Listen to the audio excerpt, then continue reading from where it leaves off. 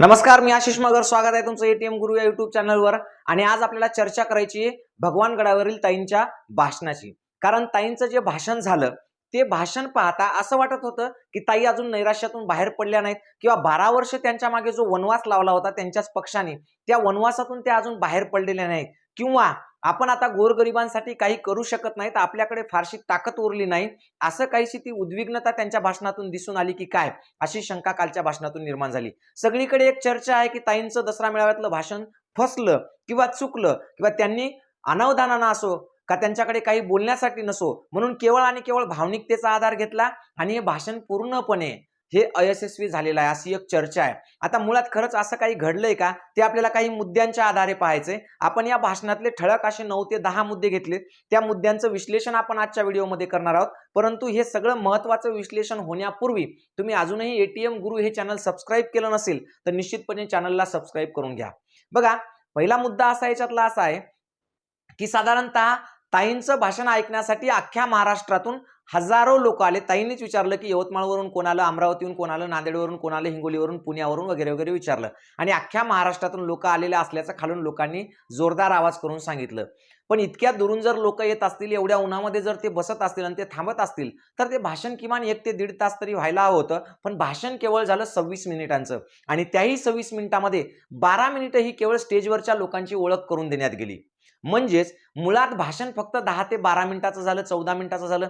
या 14 मिनिटासाठी लोकांनी एवढे परिश्रम झेलले, एवढे कष्ट केले, त्यामुळे लोकांना कदाचित ही अपेक्षा होती की ताई जास्त बोलतील, पण त्या बोलल्या नाही. हा झाला पहिला मुद्दा की हे भाषणच मुळात खूप लहान झालं.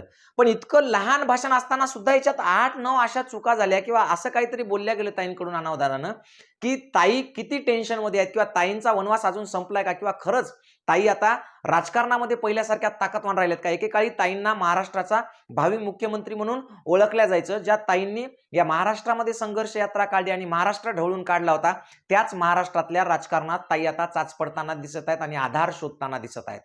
आता हे कसं शोधताना दिसत आहेत आधार, ते आपण पुढच्या मुद्द्यातून पाहूयात. तर पहा, सुरुवातीला ही ताईंची पहिली क्लिप पाहून घ्या. पिछड़ों ने अपनाया मुझको, मैं उनकी रोजी रोटी हूँ, मैं गोपीनाथ मुंडे की बेटी हूँ. क्लिप पाहिली. ताईंना या भाषणाची सुरुवात सुद्धा स्वर्गीय लोकनेते गोपीनाथरावजी मुंडे साहेब यांचं नाव घेऊन करावं लागली. म्हणजेच भाषणाची सुरुवातच त्यांना भावनिकतेच्या आधारावर करावं लागली. त्यांचं नाव घेणं ही काही चुकीचं नाही किंवा त्या बाबतीत काही वेगळा अर्थ काढण्याचा इथं काही संबंध नाही, परंतु त्या भावनिकतेवरच हे भाषण करणार आहेत हे इथं स्पष्ट झालं. कारण मूळ मुद्दा असा आहे की 12 वर्ष पक्षांनी त्यांच्यासोबत जे काही वागणूक दिली त्यांना, ती अत्यंत संघर्षाची होती, अत्यंत वाईट परिस्थिती होती. आणि त्या परिस्थितीतून बाहेर येण्यासाठी कदाचित ज्या वडिलांनी त्यांना आयुष्यभर इतकं मोठं केलं, त्यांच्या आयुष्यानंतरही कदाचित वडीलच आपल्या मदतीला येऊ शकतील, बाकी कोणी आपल्या मदतीला सध्या तरी येऊ शकत नाही, याची जाणीव कदाचित ताईंना झाली असावी. आणि म्हणून त्यांनी हे भावनिकतेचं कार्ड खेळलं आणि म्हणूनच त्यांनी स्टेजवरून सुरुवातीलाच मै गोपीनाथ मुंडे यांची म्हणजे ती मुलगी आहेत हे त्यांनी इथं दाखवून दिलं. दुसरा व्हिडिओ पहा. भगवान गडावरून शेवटचं वाक्य जे म्हणले ते मला यावेळी गडावरून दिल्ली नाही, मुंबई नाही, मला गडावरून पंकजा मुंडे दिसते. पंकजा. या क्लिपमध्ये ताईंनी असं सांगितलं की 2014ला गोपीनाथ मुंडे साहेबांना ना विधानसभा दिसत होती, ना लोकसभा दिसत होतं, ना मंत्रीपद दिसत होतं, तर मुंडे साहेबांना फक्त दिसत होती पंकजा मुंडे. का? कारण पुन्हा एकदा त्या लोकांना सांगू इच्छितात की मी राजकारणातून संपली नाही, परंतु मी राजकारणात पूर्णपणे ताकदीने टिकून सुद्धा नाहीये, त्याच्यामुळे तुम्ही माझ्या पाठीशी राहा, कारण तशी माझ्या वडिलांची इच्छा होती. म्हणजे स्वर्गीय गोपीनाथ मुंडे साहेबांच्याच हाताला धरून किंवा त्यांच्याच स्वप्नांना उराशी बाळगून जी लोक तिथं येतात त्या लोकांना अजूनही त्या भावनिक साथ घालत आहेत की मुंडे साहेबांचं स्वप्न होतं की पंकजा मुंडे पुढे आली पाहिजे, मुंडे साहेबांचं स्वप्न होतं की पंकजा मुंडेनी नेतृत्व स्वीकारलं पाहिजे, मुंडे साहेबांचं स्वप्न होतं की पंकजा मुंडेला लोकांनी स्वीकारून तिच्या मागे उभं राहिलं पाहिजे. म्हणजे अजूनही ताईंनी स्वकर्तृत्वाला इथे वाव दिला नाही. अजूनही त्या वडिलांच्या आशीर्वादावर किंवा वडिलांच्या पुण्याईवरच हे सगळं टिकवण्याचा प्रयत्न करताना दिसल्या. म्हणजेच राजकारणात सध्या त्या चाचपडत आहेत, लोकांमध्ये सुद्धा त्या वडिलांचं नावच घेऊन जात आहेत. म्हणजे अजून सुद्धा त्यांच्या स्वतःमध्ये इतकं सामर्थ्य किंवा शक्ती शिल्लक राहिली नाही की त्या स्वतःहून स्वतःच्या नावावर लोकांना एकत्र करू शकतील. असा या म्हणजे या मुद्द्यांचा इथं आपल्याला अर्थ काढता येईल किंवा तसं सध्या तरी घडताना आपल्याला दिसतंय असं म्हणता येईल. पुढची क्लिप पहा. तुम्ही डीएम म्हणायलात का पीएम म्हणायलात का सीएम म्हणायलात मला तर काही कळेना. बघा, वडिलांचं छत्र हरवल्यानंतर स्वर्गीय गोपीनाथराव मुंडे साहेब हे या जगातून गेल्यानंतर एक महत्त्वाचा मुद्दा होता की त्यांना कोणीतरी आधार देईल, पण त्यांना एकट्यालाच हा संघर्ष करावा लागलाय. वडील गेल्यानंतर ज्या भावानी त्यांना सांभाळायला पाहिजे होतं किंवा धीर द्यायला पाहिजे होतं, त्या भावानी 12 वर्ष अगदी सूड घेतल्यासारखं राजकारण त्यांच्यासोबत केलं आणि 12 वर्ष त्यांनी म्हणजे या राजकारणातून अगदी बाजूला फेकल्यासारखं केलं होतं. आणि याला विशेष म्हणजे त्यांनी स्वतः बाहेर राहून त्यांच्याच पक्षातल्या लोकांची मदत घेतली आणि ताईंना एकटं पाडलं होतं. ज्या 12 वर्ष त्यांच्या वाट्याला जो वनवास आलेला आहे, जो संघर्ष आलेला आहे, तो वनवास किंवा त्या संघर्षाचं एक कारण स्वतः स्टेजवर धनुभाऊ मुंडे होते. पण त्यांना सुद्धा ताईंना भावी सीएम किंवा सीएम म्हणताय की काय म्हणून असा मोठेपणा द्यावा लागला, त्यांचं नाव घ्यावं लागला. आणि इतकी वाईट परिस्थिती त्यांच्यावर कोणी आणली असेल तर ती त्यांच्याच पक्षातल्या लोकांनी आणली. कारण त्यांनी पंकजाताईंना अगदी खडा बाजूला काढून टाकावा त्याप्रमाणे बाजूला काढलेला आहे सध्याच्या राजकारणातून. म्हणजे एकंदरीतच ताईंचं हे जे भाषण होतं ते वारंवार नैराश्यातून आहे किंवा आता आपल्या हातात काही नाही याच गोष्टीतून पुढे जात होते, इथं स्पष्ट होते. पुढची क्लिप पहा. तिच्या बाजूला बसलाय बघा एक गोरा गोरा मुलगा. उभा राहा बरं जरा बेटा.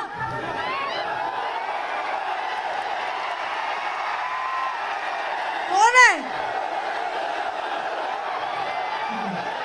इकडे, इकडे.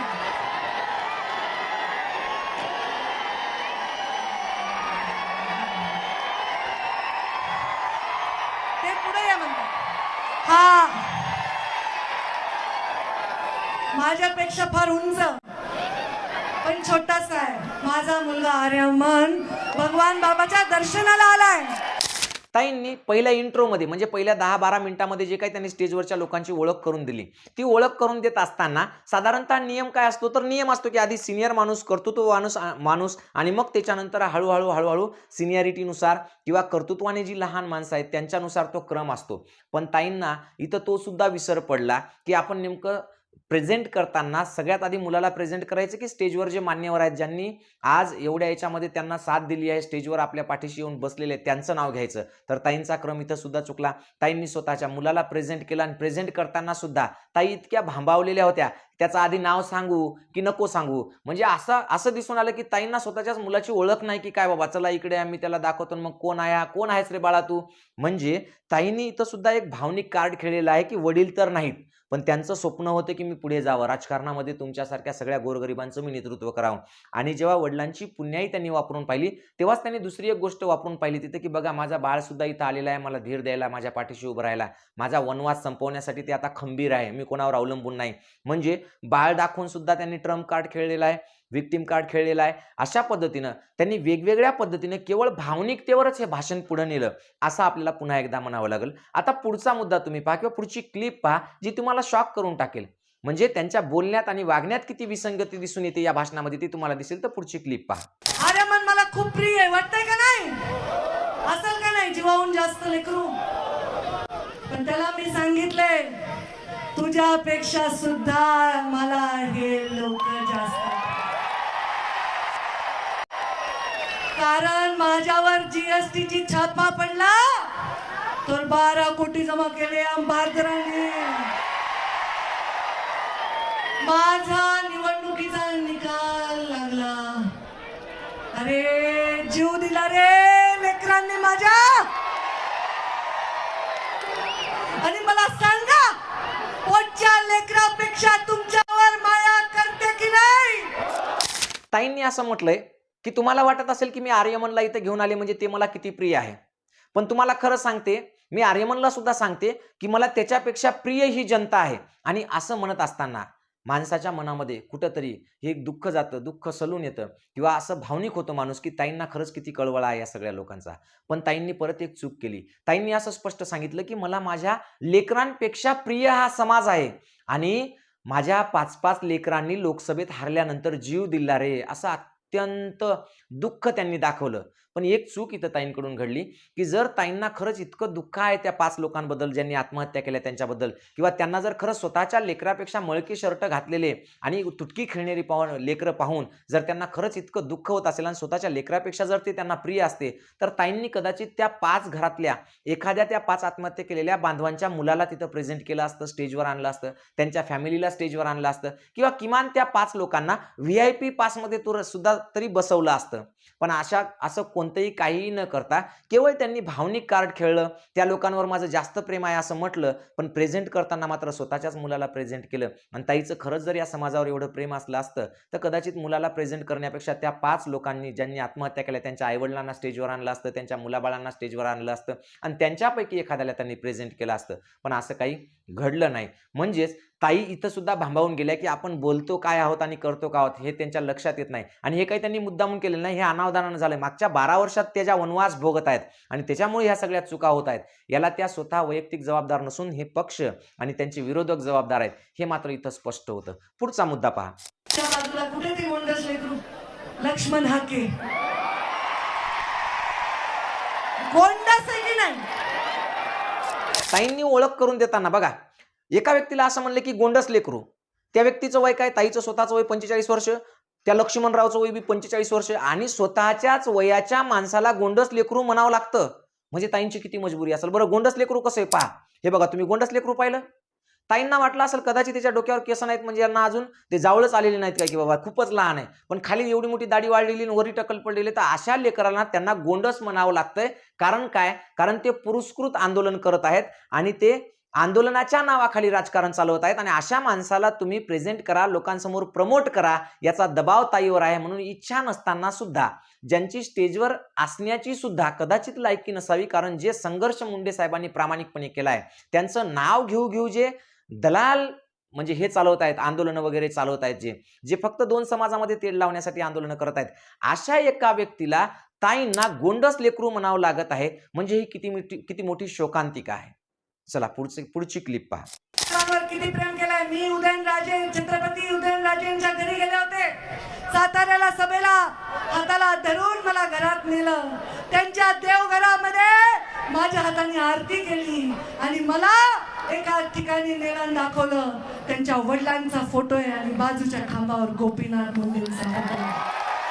या क्लिपमध्ये तुम्ही पाहिलं असेल की ताई म्हणत आहेत की उदयनराजेंनी मला त्यांच्या घरी नेलं आणि घरी नेल्यानंतर त्यांनी त्यांच्या स्वतःच्या वडिलांचा म्हणजे स्वर्गीय लोकनेते गोपीनाथरावजी मुंडे साहेबांचा फोटो त्यांच्या घरातल्या एका ठिकाणी दाखवलेला आहे. याचा अर्थ मराठा समाज हा जातीवादी आहे का? ते ताईने स्पष्ट केले की मराठा समाज जातीयवादी नाही. मग हा जातीवाद नेमका का पुढे नेला जातो, किंवा टार्गेट करत असताना, भाषणामध्ये बोलत असताना शेवटी ज्या त्या बोलल्या त्या नेमकं कोणाच्या विरोधात बोलल्या, हे सगळं जर आपण पाहिलं तर ताईंना माझी कळकळीची विनंती असेल की ताई, खरंच मराठा समाज हा जातीयवादी नाहीये. तुमचं ज्यांनी 12 वर्षापासून नुकसान केलंय, ज्यांनी तुम्हाला राजकारणातून हद्दपार करायचं ठरवलंय, तुम्ही त्यांच्या विरोधात जर उभा राहिला ना, तर हाच मराठा समाज तुमच्या सुद्धा पाठीशी ताकदीनं उभं राहील. पण तुम्ही चुकीच्या लोकांच्या विळख्यात सापडलेला किंवा चुकीच्या लोकांच्या संगतीत सापडलेला आहात, आणि तुमचं अस्तित्व टिकवण्यासाठी का होईना ते तुमच्याकडून हे सगळं करून घेत आहेत, हे इथं स्पष्ट होत आहे. म्हणून परत एकदा सांगतो की मराठा समाज खरंच जातीयवादी नाही. तो जेव्हा तुमच्या विरोधात धनुभाऊ गेले होते तेव्हा याच मराठा समाजानं तुम्हाला सुद्धा चांगली ताकद दिली होती. आज धनुभावानी तुम्ही एकत्र आलात, पण तुमच्या दोघांसाठी तुमच्या समाजातल्या बांधवांनी एकमेकांना लाट्याकाट्या मारलेल्या, भांडणं केलेत निवडणुकीच्या काळामध्ये. आज त्या लोकांनी एकमेकाकडे काय म्हणून पाहायचंय की तुम्ही भांडणं करता, पुन्हा एकत्र येणार, मजबुरी असेल किंवा काही असेल, पण तुम्ही एकत्र स्टेजवर आलात, एकमेकांची प्रशंसा केली, एकमेकांना खूप मोठे चांगले म्हणजे हे सांगितले, बोलले. पण त्याच लोकांनी काय करायचं, जी लोक काही कालावधीपूर्वी तुमच्या दोघांसाठी भांडलेली आहेत. म्हणजे केवळ स्वतःच्या राजकारणासाठी लोकांचा वापर इथं होतोय का, हे सुद्धा तपासणं गरजेचं आहे ताई. आणि त्याच्यामुळं लोकांच्या भावना दुखू नये यासाठी तुम्ही भांबावलेल्या जरी असला असतास तरी तुम्ही थोडंसं का होईना तारतम्यानं आणि व्यवस्थितरित्या लोकांना पसनी पडेल असं तुम्ही बोलणं आवश्यक होतं. पुढचा मुद्दा पहा. करून घेण्यासाठी नाही. तुम्हाला अभिमान वाटतो म्हणून हेलिकॉप्टरने येते. तुम्ही म्हणला तर बैलगाडीत येते. तुम्ही शेवटी असं लोकांना विचारलात की बाबा रे, मी हेलिकॉप्टर नाही ते तुम्हाला आवडतं म्हणून मी पुढच्या वेळेस हेलिकॉप्टरने येऊ की नको. जर तुम्ही नाही म्हणलात तर मी बैलगाडीने येईल. मग बैलगाडीने येणं किंवा हेलिकॉप्टरने येणं हा मुद्दा महत्वाचा नाही, पण ज्या समाजाची लोक मागच्या वर्षानुवर्ष बैलगाडीनं आपलं सगळं खाट पसारा घेऊन 3-3, 4-4 महिन्याची लेकरं पाठीला बांधून तुम्ही सांगितलंय की ऊसतोडीसाठी भटकंती करत आहेत, किंवा ज्या समाजातील लोक अजूनही ट्रॅक्टरवर घागरी सगळं बांधून, सगळा पसारा बांधून रात्रंदिवस शेतात राहायला जातात, ऊसतोडी करतात आणि त्याच्यावर वर्षभर आपलं जीवन भागवतात, त्या लोकांना अजूनही ट्रॅक्टर किंवा बैलगाडी सुटली नाही ताई. आणि तुम्ही त्यांना विचारताय की मी हेलिकॉप्टरनं येऊ की नको. किमान तुम्ही हेलिकॉप्टरने येत आहात तर तुम्ही ज्यांच्या भरोशावर हे राजकारण करता, ज्यांच्या म्हणजे पाठिंब्यावर, ज्यांच्या प्रेमावर तुम्ही आज ह्या सगळ्या गोष्टी करू शकत आहात, किमान त्या लोकांच्या बैलगाडी तरी सुटावी, ट्रॅक्टर तरी सुटावं, किमान त्यांना एक काळी पिवळी मॅक्स गाडीमध्ये तरी प्रवास करण्याची त्यांची ऐपत तयार व्हावी, याच्यासाठी प्रयत्न करणं खूप गरजेचं आहे. केवळ भावनिक राजकारण करून तुम्ही फार दिवस लोकांना तुमच्यासोबत ठेवू शकणार नाहीत. स्वर्गीय गोपीनाथ मुंडे साहेबांनी भावनिक राजकारण कधीच केलं नव्हतं. त्यांनी स्वतःच्या कर्तृत्वाने हे सगळं उभारलं होतं. पण मान्य आहे आम्हाला की तुमच्या आयुष्यात संघर्ष खूप मोठा आहे, तुम्हाला पक्षाकडून किंवा स्वकीयाकडूनच खूप मोठा त्रास होतो आहे. पण हे सगळं करत असताना सुद्धा तुम्ही स्वतःला सिद्ध केलं पाहिजे की तुम्ही स्वर्गीय गोपीनाथराव मुंडे यांची लेक आहेत आणि तुम्ही त्याच ताकदीनं काम करणार आणि तुमच्या कामाच्या बळावर, तुमच्या कर्तृत्वाच्या बळावर आणि तुमच्या योग्यतेच्या बळावर तुम्ही हा सगळा समाज तुमच्या पाठीशी बांधून ठेवणार आहात, हे तुम्ही सिद्ध करून दाखवलं पाहिजे, अशी एक आमची सर्वसाधारण अपेक्षा आहे. पुढचा मुद्दा पहा. कंबर कसा पोयते बिते घासून ठेवा. शेवटच्या मुद्द्यामध्ये ताई तुम्ही असं सांगितलं की मी महाराष्ट्रभर दौरा काढणार आहे आणि हे दौरा काढत असताना तुम्ही तुमच्या कोयत्याला धार लावून ठेवा. ताई हे बोलताना स्पष्ट झालं की तुम्ही कोणाच्या विरोधात बोललात आणि कशासाठी बोललात. पण ताई तुम्हाला एक कळकळीची विनंती आहे, एक साधी गोष्ट सांगतो तुम्हाला की इथली वर्णव्यवस्था ज्यांनी सुरू केली, इथे ज्यांनी जातीपातीचे राजकारण केले, ज्यांनी इतरांना आपल्यापेक्षा कमी लेखलं, ज्यांनी स्वतःला सर्वोच्च समजून इतर सगळ्या समाजावर अन्याय केला, त्या अन्याय करणाऱ्यांच्या पंक्तीत तुम्ही जाऊन बसला आहात आणि तुम्ही अशा लोकांविषयी बोलता किंवा अशा लोकांना असं म्हणता किंवा चितावणी देता किंवा बोलता की आता कोयते म्हणजे धार लावून ठेवा कोयत्यांना. मुळात स्वर्गीय गोपीनाथ मुंडे साहेबांचं स्वप्न काय होतं तुम्ही कदाचित विसरला असाल, पण मी तुम्हाला आठवण करून देतो की स्वर्गीय गोपीनाथ मुंडे साहेबांचं स्वप्न काय होतं की इथल्या ऊसतोड कामगाराच्या हातातलं मी कोयतं सोडवीन आणि त्यांना एका जागेवरचं स्थिर स्थावर जीवन त्यांना मी माझ्या स्वकर्तृत्वानं आणि कष्टानं मिळवून देईन, तोपर्यंत मी शांत बसणार नाही, हे मुंडे साहेबाचं स्वप्न होतं. ज्या मुंडे साहेबांनी त्यांच्या हातातला कोयता सोडवण्याचं स्वप्न पाहिलं, त्याच मुंडे साहेबांची तुम्ही संघर्ष कन्या असताना, लेख असताना तुम्ही म्हणता की तुमचे कोयते पाजळून ठेवा, तयार ठेवा.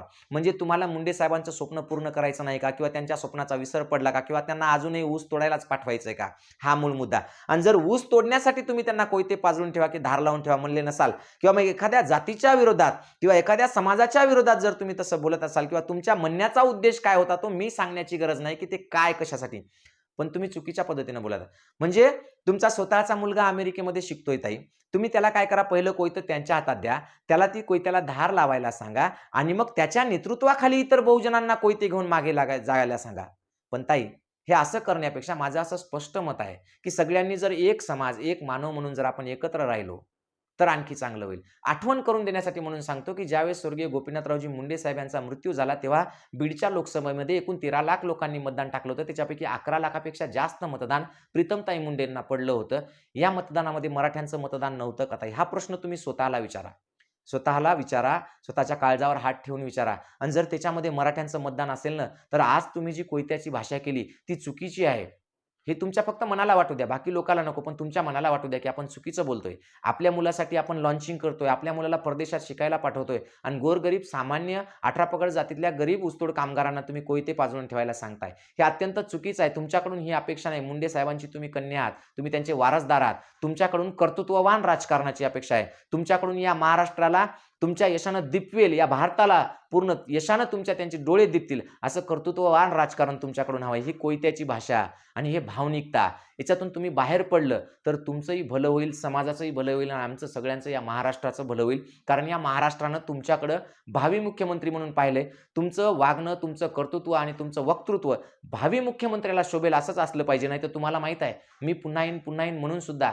काही लोक येऊ शकले नाही. आज तर त्यांची कंडिशन अशी आहे की त्यांनी केवळ जातीपातीचं आणि भावनिकतेचं आणि लोकांना फसवण्याचं राजकारण केलं, म्हणून ते राजकारणातून हद्दपार व्हायची वेळ आलेली आहे. म्हणून ताई, परत पुन्हा एक नवीन उमद नेतृत्व अगदी 45 वर्षाचं वय आहे तुमचं ताई, तुमच्याकडे आणखी खूप सारा राजकीय जीवन आहे. त्या जीवनात तुम्ही परत अपयशी होऊ नये, यशाची सगळी शिखरं तुम्ही पार करावीत. म्हणून तुमच्याकडून आम्हाला कर्तृत्ववान राजकारणाची अपेक्षा आहे. ती अपेक्षा तुम्ही पूर्ण करावी अशी आमची शेवटची इच्छा आहे. परत एकदा सांगतो, की ज्यांना कुणाला माझी माहिती आवडली असेल, त्या सर्वांनी माझ्या एटीएम गुरु या यूट्यूब चॅनलला लाईक करावे, सबस्क्राईब करावे एवढं बोलतो आणि थांबतो. जय जिजाऊ, जय शिवराय.